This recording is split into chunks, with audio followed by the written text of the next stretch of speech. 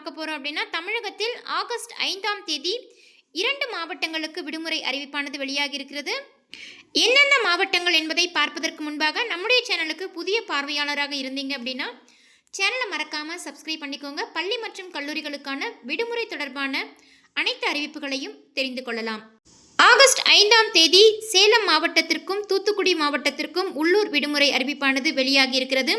இந்த விடுமுறையை ஈடு செய்யும் வகையில் ஆகஸ்ட் 8ஆம் தேதி சனிக்கிழமை வேலை நாளாக தமிழக அரசு அறிவித்திருக்கின்றது.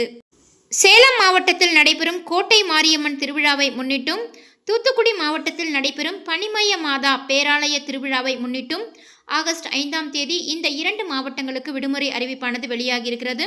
தொடர்ந்து பள்ளி மற்றும் கல்லூரிகளுக்கான விடுமுறை தொடர்பான அனைத்து தகவல்களையும் அறிந்து கொள்ள இணைந்திருங்கள். நன்றி, வணக்கம்.